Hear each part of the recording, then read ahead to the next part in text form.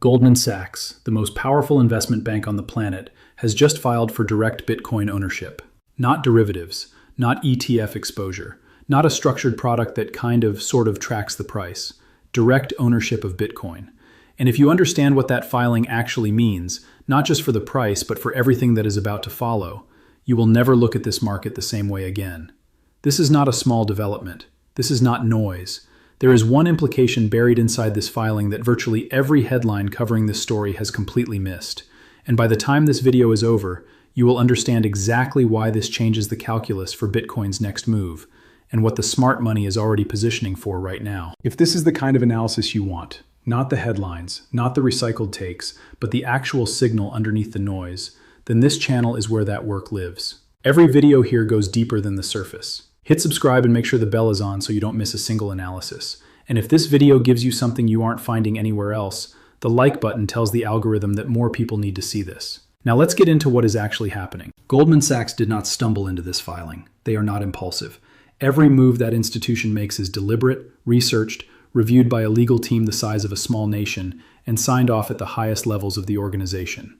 When Goldman files for direct Bitcoin ownership, it means that at the conclusion of an extensive internal due diligence process, the bank concluded that holding Bitcoin directly, on its own balance sheet, in its own custody, was a risk worth taking and a position worth defending to regulators, shareholders, and clients simultaneously. The filing itself represents a formal commitment to Bitcoin as a legitimate asset class. Not a hedge, not a speculative satellite position, a recognized asset worthy of the same structural treatment Goldman gives to gold, to treasuries, to any instrument it holds as part of its core financial operations.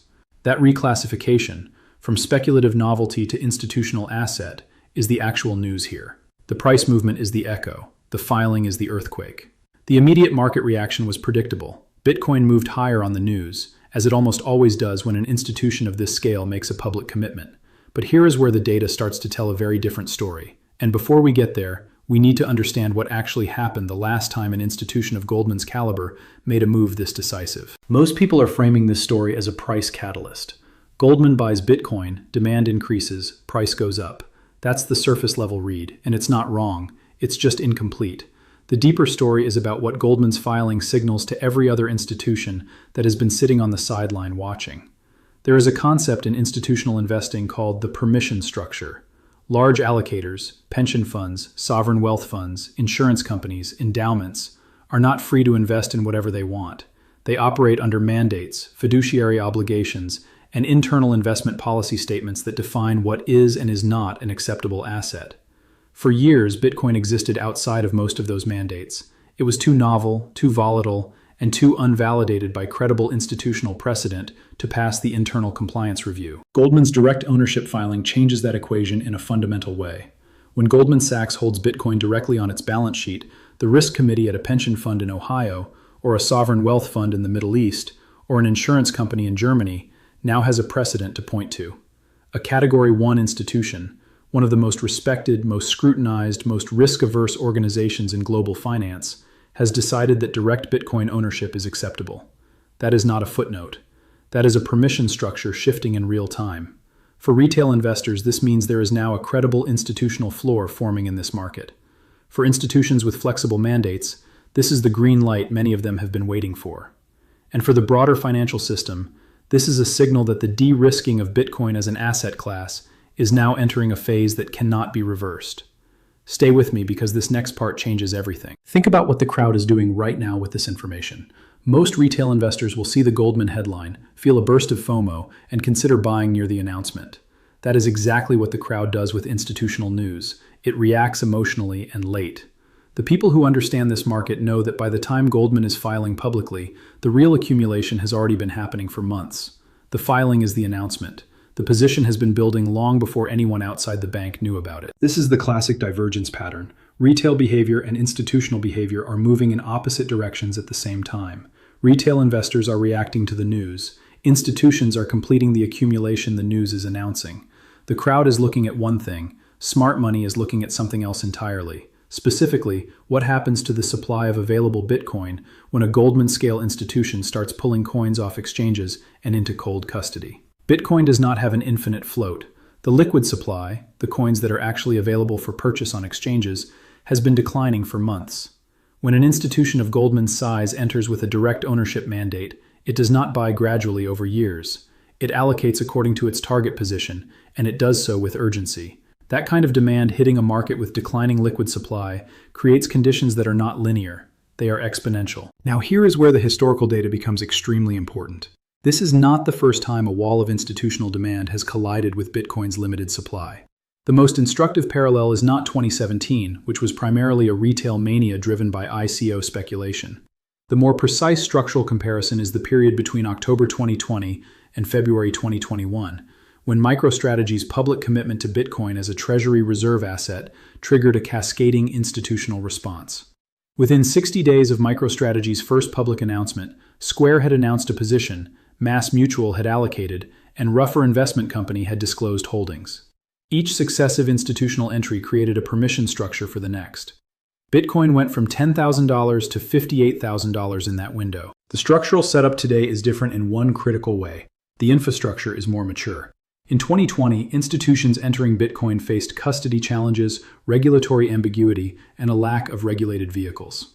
Today, spot Bitcoin ETFs are live, regulated custody solutions are institutional grade, and the regulatory framework, while still evolving, is measurably clearer than it was 4 years ago.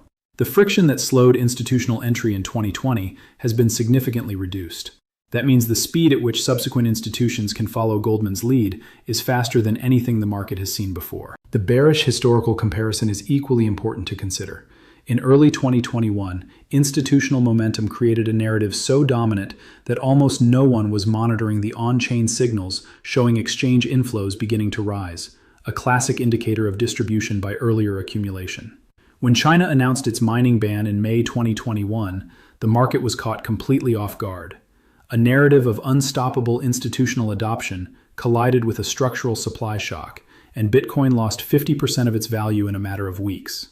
The lesson is not that institutional adoption is bad. The lesson is that narratives can mask deteriorating on-chain structure if you stop looking at the data and start believing the story. Now, this is where the data becomes extremely important. Exchange reserves, the total amount of Bitcoin sitting on trading platforms available for immediate sale, have been declining for the better part of the last 12 months. When coins leave exchanges, they are typically not going to people who plan to sell them in the near future. They are going into long-term cold storage, into corporate treasuries, into custodial accounts. This is supply leaving the liquid market. A declining exchange reserve in the context of rising institutional demand is not a subtle signal.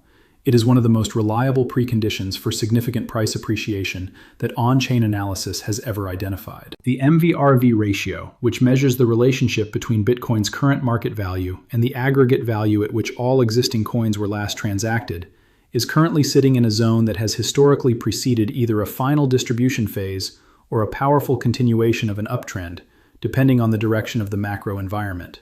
With the Federal Reserve's rate cycle appearing to shift toward easing, the macro backdrop is arguably more supportive of continuation than distribution.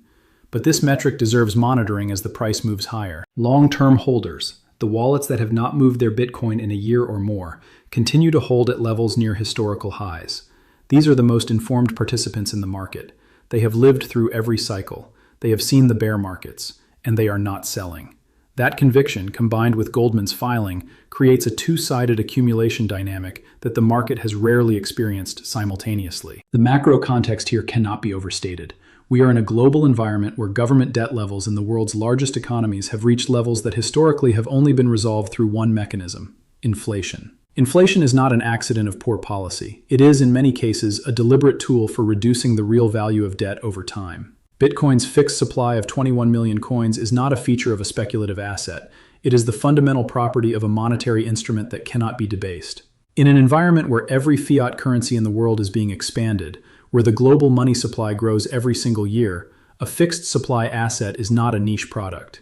It is a structural necessity for any investor who understands what is happening. The Federal Reserve's current trajectory toward rate cuts will expand liquidity in ways that historically correlate strongly with risk asset appreciation. The dollar, which has been historically strong relative to its recent range, shows signs of the kind of weakening that has preceded Bitcoin's most significant moves. When the dollar weakens, dollar-denominated assets priced in a fixed supply instrument tend to appreciate significantly. Goldman's timing, whether intentional or simply the result of their own internal analysis, aligns with a macro setup that many serious investors consider among the most favorable for Bitcoin since 2020. The bull case here is specific and data supported. The convergence of three simultaneous conditions: Goldman's direct ownership filing triggering a new permission structure for institutional allocators, declining exchange reserves creating a supply constraint, and a Federal Reserve pivot toward easing providing macro tailwind, has only occurred once before at this scale. In 2020 and 2021, the combination of pandemic liquidity, institutional entry, and supply shock following the halving produced the most aggressive Bitcoin appreciation period in the asset's history, taking it from under $10,000 to nearly $70,000. The current setup has comparable structural inputs with meaningfully less institutional friction. The $120,000 price target that the market is discussing is not arbitrary. It reflects a straightforward supply and demand calculation when major institutional flows meet a constrained liquid market. The bear case must be taken seriously because the market has no obligation to reward rational analysis. The primary risk is regulatory. If the SEC or other global financial regulators respond to Goldman's filing with new restrictions on institutional Bitcoin ownership, not unprecedented in a market that has faced regulatory reversals before, the permission structure Goldman's filing created could be neutralized almost immediately. The secondary risk is macro deterioration. If the global economy enters a credit contraction severe enough to trigger broad risk-off behavior, Bitcoin has historically sold off alongside equities in the early stages of such events, before eventually decoupling. A severe credit event in the next 6 to 12 months could delay the thesis, even if it does not invalidate it. Watch credit spreads and banking sector health for early warning signals. In the next 30 to 60 days, there are three developments that will clarify which of these scenarios is actually playing out. First, watch for additional institutional filings in Goldman's wake, specifically from other bulge bracket banks and from large asset managers. If Goldman's filing triggers a wave of similar disclosures within the next few weeks, the permission structure thesis is validated in real time. Second, monitor exchange reserve data on a weekly basis. If reserves continue declining through this period of rising institutional demand, the supply constraint thesis strengthens materially. Third, watch the Federal Reserve's next communication cycle for language on the pace and magnitude of rate cuts. Aggressive easing language accelerates the macro tailwind. Hesitant language introduces uncertainty into the liquidity thesis. Goldman Sachs filing for direct Bitcoin ownership is not the end of a story. It is the beginning of a new chapter in the institutional adoption narrative, one where the question is no longer whether Bitcoin belongs in institutional portfolios, but how quickly the institutions that haven't yet allocated will move before the available supply makes the decision for them. The 21 million coin cap was always Bitcoin's most powerful feature. We may be approaching the period in history when the world's largest financial institutions finally reckon with what that number actually means, not as a marketing claim, but as an arithmetic constraint on their ability to allocate at the scale they need to. The smart money moved first.